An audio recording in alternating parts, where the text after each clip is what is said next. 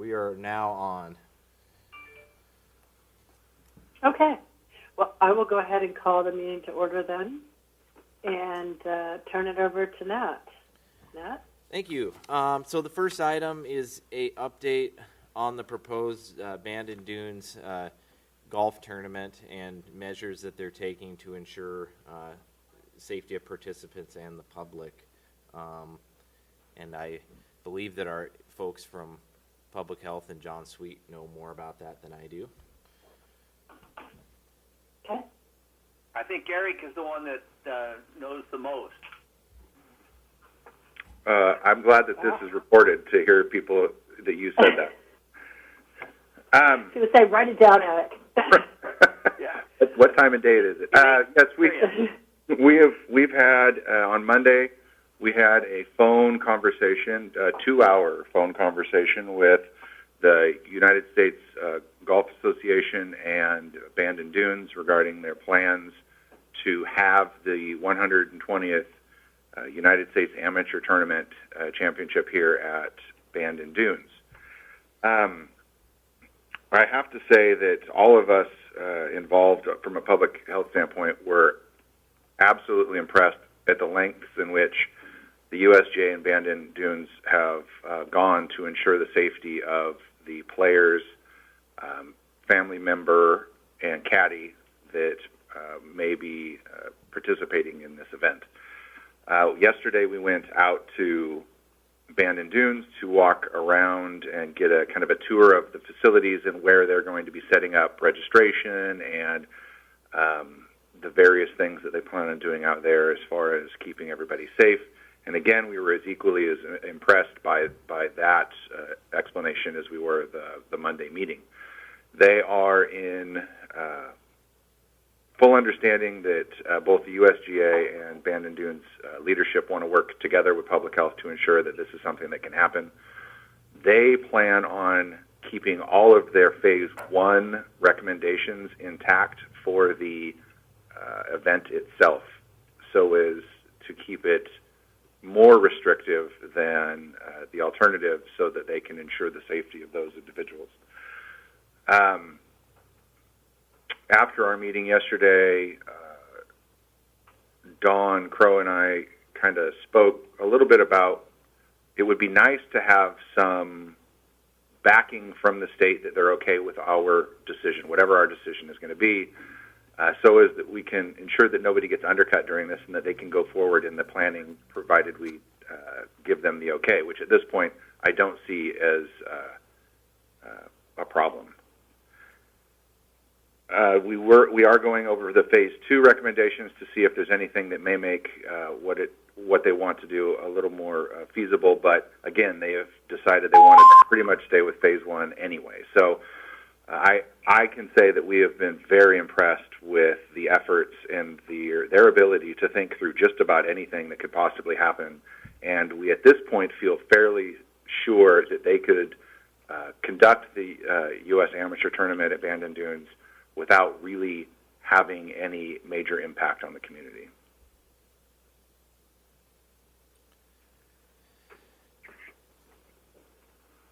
Questions? So what time, I think there's a lot of preparation to be done. Yep. The more lead time they have, the better. Yep. When do you anticipate being able to give them an answer?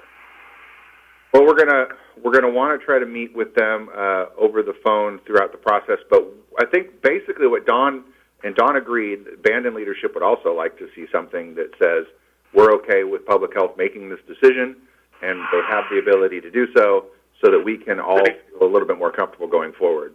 But it should be, I would imagine, we'd be able to make a formal recommendation within by the end of next week.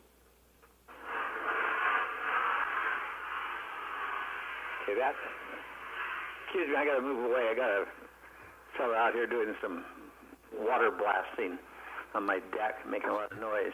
I just want to be as decisive as we possibly can with them. I couldn't understand. John, you're breaking up a little bit there. Can you say that again? Hang on here. Tell Michelle to stop pressure washing for a minute. I'm sorry. I'm on my landline, and I forgot when I walk away from the home base. This phone doesn't not like a cell phone. So anyway, I would like us to be as decisive as possible, as quickly as possible, so we just don't leave them hanging out there. So I appreciate your efforts in that regard, Eric. About getting state permission, Caddy and Arnie made it clear to me that I didn't say not to expect it, that it was our decision, not the state's, but that was not the governor's office. That was not Oregon Health Authority. That was Caddy and Arnie.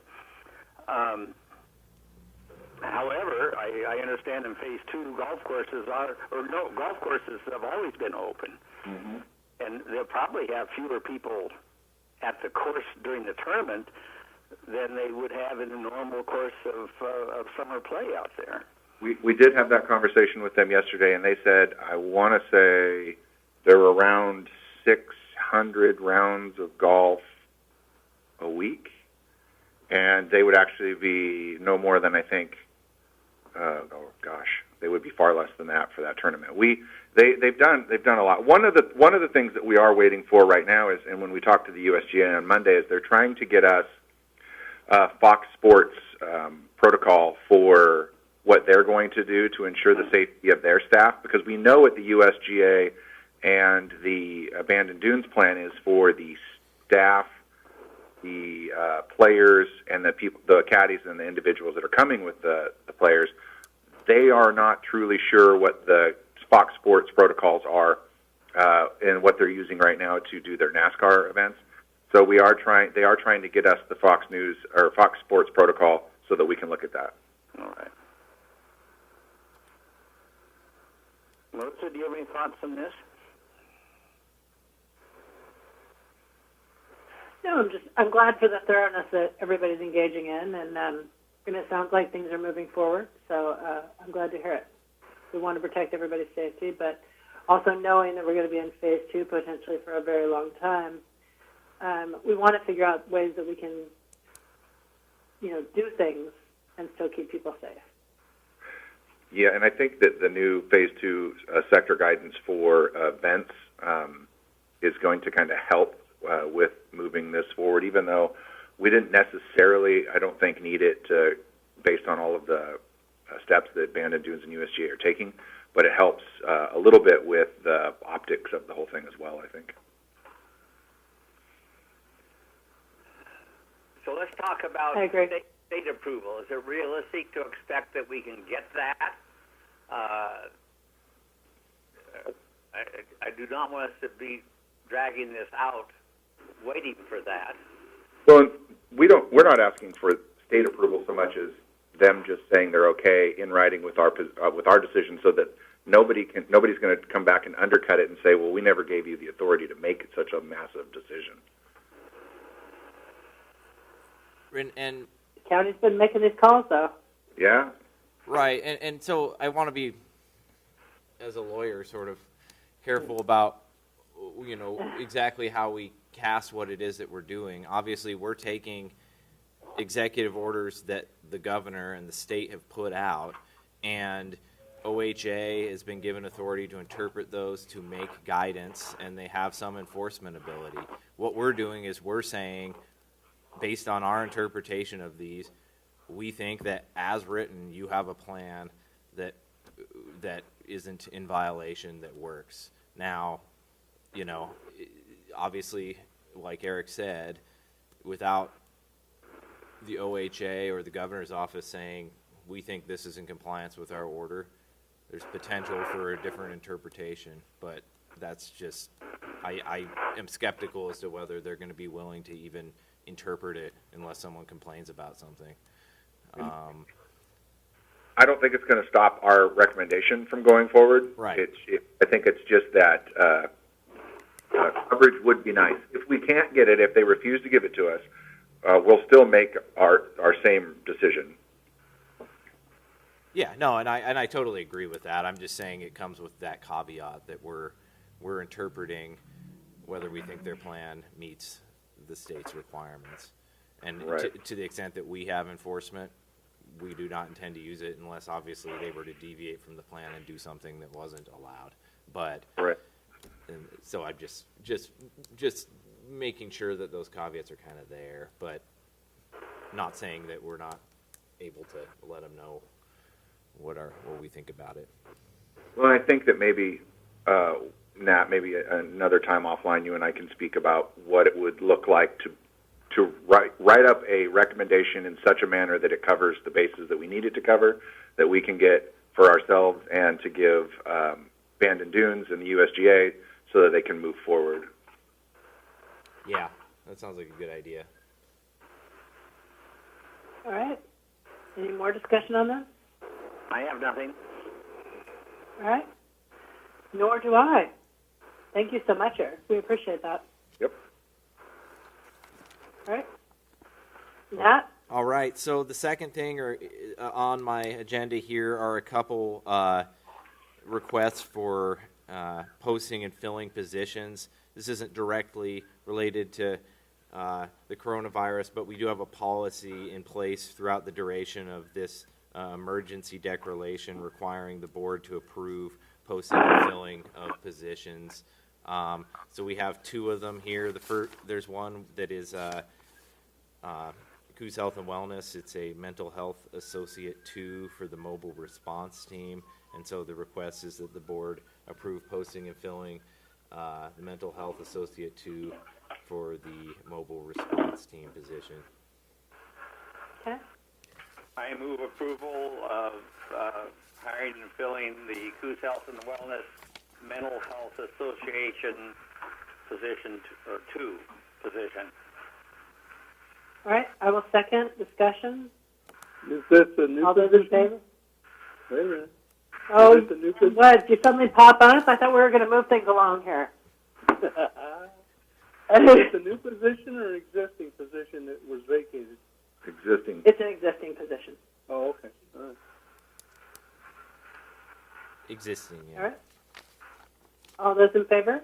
Aye. All right. Aye. Opposed? Motion carries. The next one is a maintenance worker 5. Correct, and this was also an existing position. It's based on a retirement. Okay. For the road department? Yes? Correct. Yeah. Okay. Do we have a I motion? move we approve hiring and filling a maintenance worker position 5, step 5 at Roads Department. Say it. Discussion? All right. All those in favor? Aye. Opposed? Motion carries. You jumped the gun there, All Bob. right. Next, I know. Doing it, Melissa. I was moving too slow for him. And then parks updates. yeah, John. Bother you with this, but the issue relating to our having the Sandy Creek restroom closed keeps cropping up. We are finding that people, since they can't use the bathroom, they find ways to go to the bathroom at the facility or near the facility, and it's not a good situation. I talked to Parks this morning. Their normal routine is to clean that facility twice a day, once on a Friday before a weekend, once following the weekend, or that be a Monday on a normal weekend or Tuesday on a long weekend. So twice a week. So it's a twice-a-week cleaning. They have to dispatch someone from Coquille to run up there. It takes about 45 minutes each way, plus the time to clean.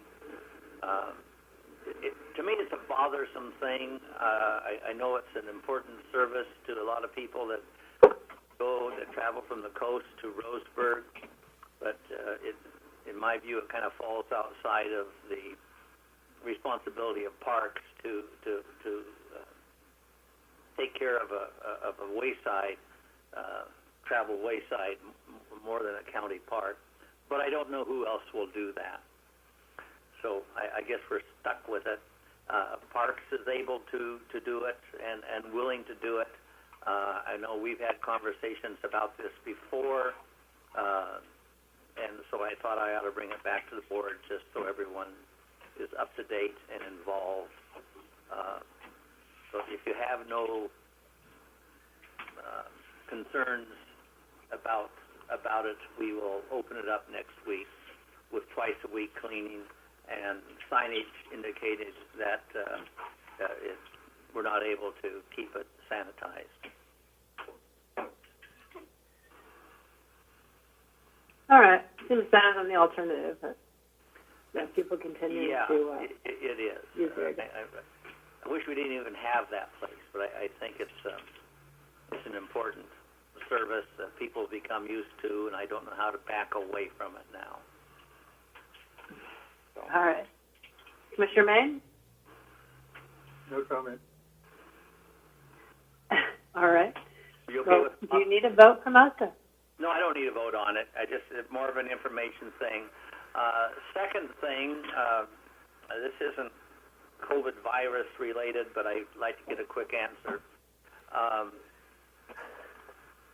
Bob was asked by Jack Beebe and Tom Astor why we weren't keeping Rook Higgins open and with a good water system, because their church had paid for that. Had paid for what? Paid for having a potable water system put in up there. So this morning I investigated that with Parks, and neither Craig nor Tammy knew much about that, except there had been some talk, as I think there was talk that most of us were aware of, Jack Beebe having an interest in having his church run that facility. Yes. Tammy searched the files, and she found a file where there is an agreement between Parks and the county and Jack's church that would entitle the church to use that park, set aside a week each year from 2018 through 2023 for the church to camp there. And the church had contributed $5,200 or $5,400 to county parks to be put towards a potable water system. I didn't recall that's ever coming before the Board of Commissioners. Bobby doesn't recall it's ever coming before the Board of Commissioners. Tammy didn't think it ever went before the Board of Commissioners. It was signed only by Larry. So we kind of find ourselves in an awkward spot. We've taken someone's money. We obviously haven't put in a potable water system. It would be quite expensive to do that. It would have to run a pipeline quite a ways. Put in Melissa, you know way more about this than I do, but it doesn't stop with just the installation. You have to have a routine program of testing, monitoring and testing and reporting, all of which takes time. But without which, we should not be keeping that open as a overnight campground. Particularly, we should not be receiving money from the state for RV slots that don't have potable water. Do we have a water right there even? Yeah, I don't know if we have a water right. There's a creek up the hill behind a quarry. I think, I can't visualize the whole layout, but according to Craig Parks, you'd have to take an excavator up there to run the pipeline. down. It just It's a, and it's a we creek, get not a stream. very little usage of it to the park every year. Is a crick, Yeah. actually. My recommendation is that to make good on our commitment, even though it wasn't ours, it was a representative of the county, to the church, that we simply allow them their week's camping up there, shut it down for all other camping, and during that week, we could run a 1,000-gallon water tank up there filled with potable water that they could use. And Parks and Roads thinks they can do that at little expense. Wouldn't it make more sense to just give them their money back? I don't know if they want. They've already. Yeah, that's another possibility. We could do that, but I think they're less interested in the money than. Yeah, than they're in not the, interested. They're not interested in the money. They want to have their camp every August at Rook Higgins. They gave up their camp up the canyon from Rook Higgins to Weyerhaeuser some time ago, so they don't have a place to go for their annual camp out. What about finding out about how much? Yeah. What about finding out how much it would be to drill a well? You wouldn't have to have it tested every year, so it would be an enclosed well. Just find out the cost, not to do it, to find out the cost. It's not a domestic use, so it's not an automatic right. I think we need to at least consult the water master over in Roseburg about this. There's other issues going on at Coos River right now, and it could be very, very difficult to get the water rights on that. Yeah, on the creek part, but for a well, I wouldn't think so. I think It's not a domestic use. You're fine if it's a domestic use, but this is commercial because it's a campground. Yeah. We could if it's I don't think screwing with it is worth it. I don't think it's worth screwing. Although, I'm just trying to find the easiest way out. although if we had water there, and there's power there, if we had water there and a camp host, we could be renting out spaces. We don't rent very many out each year. Well, A lot of what we do are to the church, and they've already paid for theirs. It's one of those closed campgrounds like Camp Bunch where you have to rent it by the day or the week for your particular group. It's not just a online go in and camp type thing. I'm having a hard time hearing Bob. It's okay. You're not missing anything. We're good. It's a by appointment only. It's not a regular open campground. If we had water there, and we could possibly have it open most of the year round with a camp host and gain some income. So, John, are you proposing we do this through 2023? Bring up a 1,000-gallon tank. Is 1,000 gallons going to be enough? How many people do they have at their camp? I think they've suppose done with those a details 1,000-gallon tank before. There'd be between I'm 50, fine with doing this for the next year. There'd be 50 to 100 people. Why don't we just say go ahead and do that for this year, and and we'll start looking into the problem. What do you think? Okay, I've asked. We're okay for this. Well,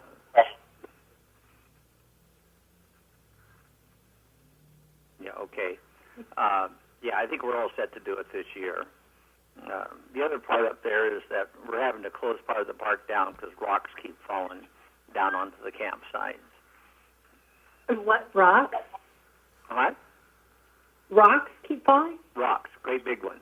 Like big rocks. Well, that Like seems like a boulders, problem. That seems like a bigger problem than water. Jetty, yeah, and that's why we're going to close part of it down. Is that big rocks and little rocks? It's I don't know, big enough to kill people. They're Have little rocks after have they you hit the measured ground. the rocks, John? You guys. Could you bring us pictures of the rocks? Do you know what kind of rock it is? Go up there and look. I feel like we're right back to Tuesday morning. Is it blue schist by any chance? So. I was referring more back to the county planning thing some years ago. All right. Well, I love your plan, John. I think it's a great plan, and I'm sorry to hear that there was an agreement signed that the commissioners were not aware of. But I appreciate your desire to honor it now. In the meantime, Parks is kind of weighing. They're going to do a little research so that we know what our historical rental numbers are and what our. I mean, we haven't made a decision. We just want to look into making a decision. We need to get more data. So I'll give you more information on it. But I'm not sure a campground with no water and big rocks that keep falling on it is like the best place to have people. I don't think so. And you know, I think we might get between campsite rental and RV fees under $20,000 a year, and you know, to have to put in a water system and monitor it, test it, report it. It just, at first blush, it just doesn't seem to me to be a paying proposition. But Parks is going to do a little more research on that and try to get some more data next week. I just basically I want to make you aware of the situation and make sure that we can tell the church they got a place to camp, at least this year. All right. Well, thank you. Bob, do you want to talk to Jack? I can. Okay. All right. I think that's all I had. Okay. Do you have anything else to add, or Bob? Nope. All right. Well, with that, then, we are adjourned. Thank you, everybody. Hey, do we expect to hear, is there any schedule when we might hear about Phase 2 for our county? Sometime today. Sometime still. No one knows yet. Yeah, we haven't heard back yet. Yeah, okay. I emailed Alex, and I haven't gotten a word back yet. He knows you, commissioners. You guys will jump all over social media and announce it if you hear something. Yeah. He's on to us. Not me. I don't know how to use social media. Well, that's true. Okay. I don't do it. I just tell Deb. All right. If I hear anything, though, I'll let you guys know. Thanks. Bye. Bye.